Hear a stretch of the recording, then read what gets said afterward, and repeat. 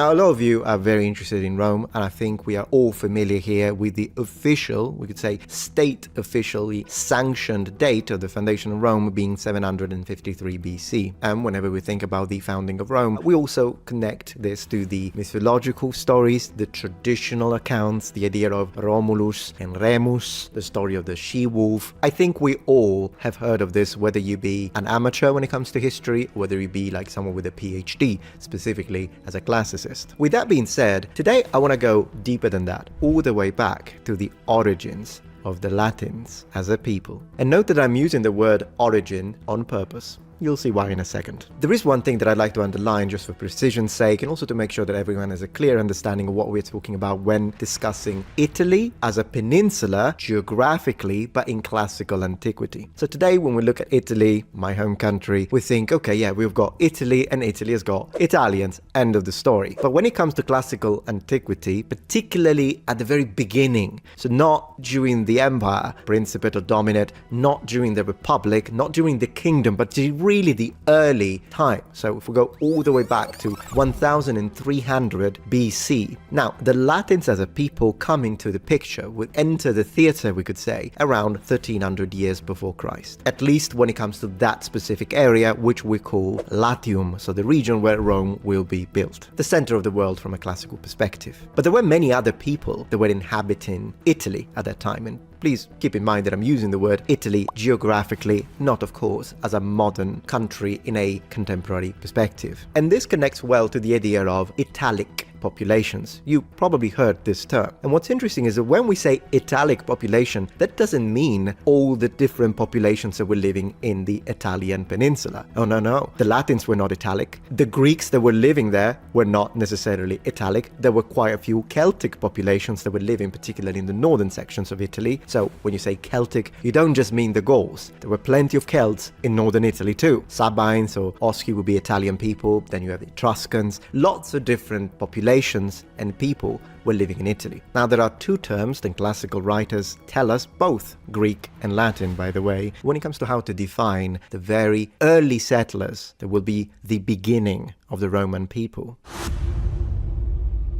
Pliny, Virgil, and Titus Livius refer to them with the Latin term aborigines. And yes, I know it sounds familiar, it sounds a lot like the term aborigines, and that's exactly where that word comes from. It's just that in Latin, ab, at, origines, origin, at origin, so the original. The other term, still used in classical antiquity to refer to this enigmatic population, it's used by Ennius. It's the word cascae, which comes from archaic Latin cascus, which actually meant the ancient ones. The earliest classifications for the Latin people that we have in our record are either the originals or the ancient ones. And I must say thank you to the friend of the channel and researcher for the channel, Dr. Canestrelli, for finding these excellent adjectives, because of course, credit where credit is due, link in the description to his fantastic channel. As he, however, eloquently points out, these are not ethnonyms, and that's an important element that we need to discuss. These are adjectives, as I just said. These are not terms that are necessarily used as a way to classify the entire people. That's not how they, most likely, classified themselves, but it's how people, so the ancient Romans and the Greeks afterwards, would classify them. The ancient ones, the originals. And by extension, what about the etymology or the original meaning of the word Latium, which is of course the region where Rome resides?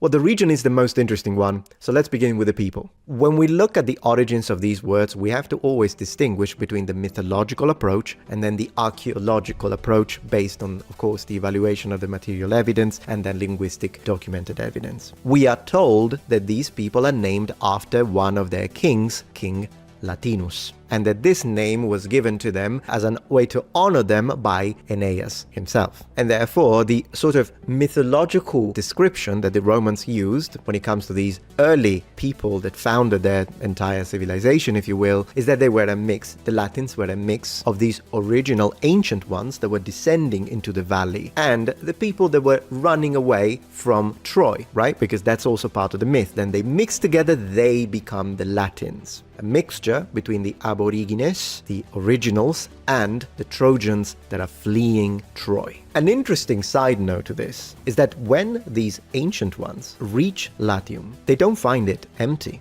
There are some people that already resided there, and according to the sources, they will be the Siculi. Yeah, the same people that will settle in Sicily. I kind of liked that one myself. Now, how much of this is myth, how much of this is real, very difficult to say, but what we can say are the two, in fact 3 possible interpretations of the term Latium, the region. So what does Latium mean? Is it just connected to the people, so they are the Latinian, they live in Latium? No, it's deeper than that. We are not 100% sure, but there are, as I say, 3 interpretations. The first one, which is my favorite, is the mythological one. It's the one that the Romans tell us about. Varro and Ovidius tell us that the term Latium comes from the Latin lateo, which means to be hidden. And you may think, well, why hidden? Why is this region of Rome, why is it hidden? And the connection has to do with Roman religion. So the idea is, you have the god Saturnus, but he is trying to escape Jupiter. He's running away from the father of the gods, and he finds this region in Latium where he hides. And that would be the mythological, if you will, description of why Latium would mean the hidden place. And this could also be connected to the idea that early inhabitants were still living in caves, or could we say, hiding. Very difficult for us to know, but of course this would have been closer to the Romans at least than they are to us. So, it's always interesting to keep an open mind, if you will. Another interpretation for that could be geographic, in the sense that indeed you've got these valleys and they are surrounded by mountains,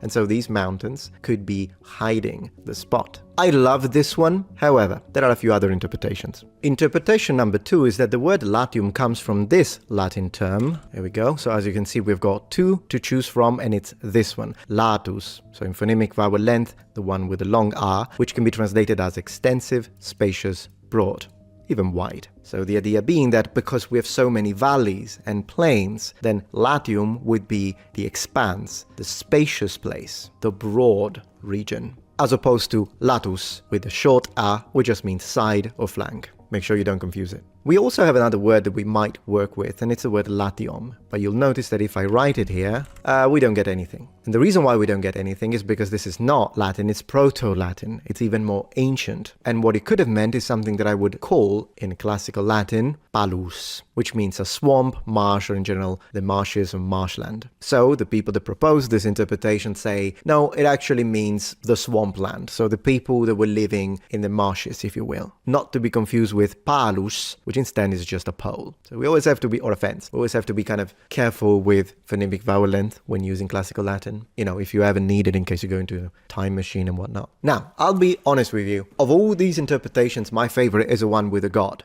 Saturnus hiding from Jupiter. I love that. The Romans love that. I think that's what we get from the ancient sources. Regardless, we don't really know which one of these is. I'll have to ask Dr. Canestrelli if he has a favorite, in fact. Once he lets me know, I'll put it in the description.